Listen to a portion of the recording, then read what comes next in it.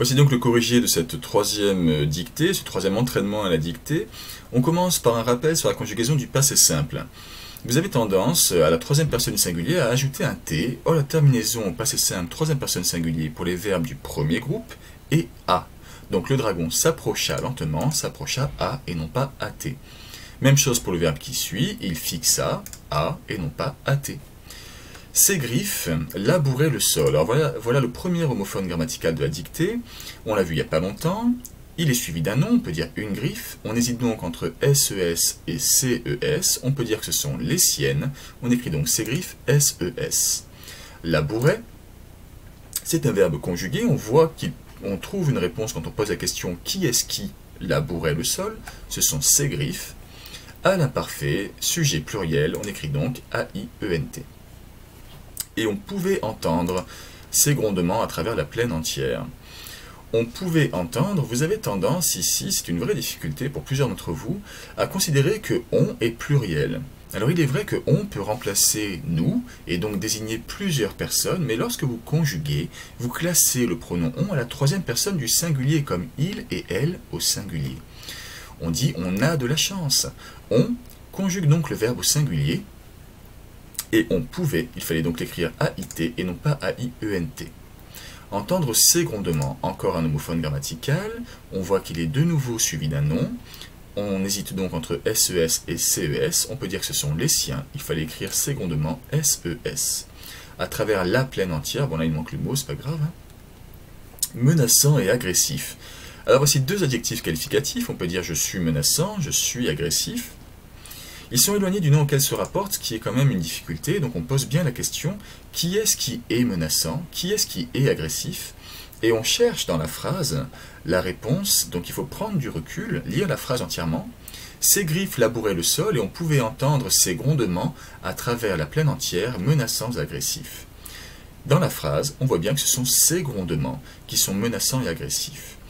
Vous auriez peut-être pensé à apporter comme réponse cette question le dragon. Et c'est vrai que ce serait la logique sur le texte entier, mais vous êtes en train de réfléchir à l'orthographe dans une phrase en particulier. Donc c'est dans la phrase que vous recherchez l'indice. Et donc menaçant et agressif avec un S à la fin. Attention à l'orthographe de agressif, pas de E à la fin du mot, et un seul G. Le chevalier ne se laissa pas impressionner. Alors encore un homophone grammatical, ça fait quelque temps qu'on l'a vu celui-ci. Vous savez que ce devant un verbe s'écrit toujours SE. Impressionner, on a ici un verbe qui se termine par le son « et ».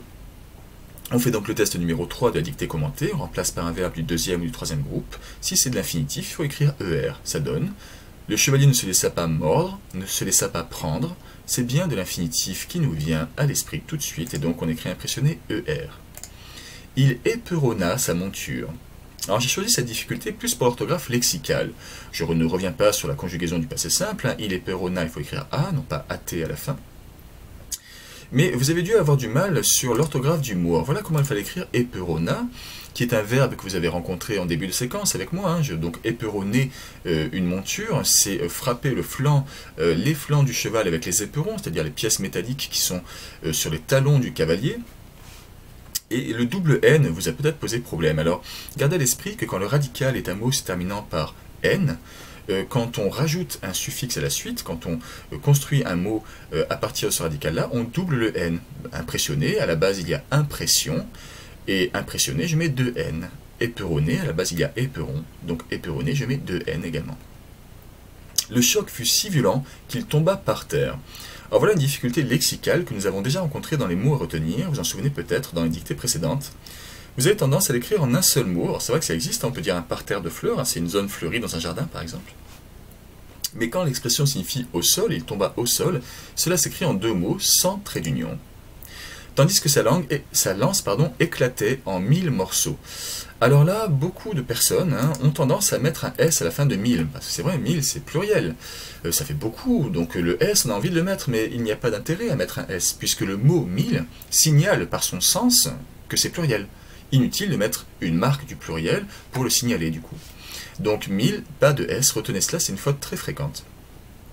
Chaque coup était donné avec rage et ardeur. Alors voilà quelque chose que nous avons déjà rencontré dans les mots à retenir également. Chaque coup, c'est on prend les coups, il y en a plusieurs, c'est vrai, mais on les prend un par un. Et donc chaque coup, c'est singulier. On écrit chaque sans S à la fin, et donc coup sans S. Puisque l'on conjugue avec ce sujet singulier, qui est-ce qui est donné avec rage et ardeur? C'est chaque coup, un par un, et donc été donné, a été, et à la fin, pas de S, pas AIENT. Bon, voilà donc pour cette troisième dictée. Je vous en proposerai sans doute une quatrième pendant les vacances. J'espère qu'il n'y a pas eu de difficultés persistantes. S'il y a des questions qui demeurent, contactez-moi par mail.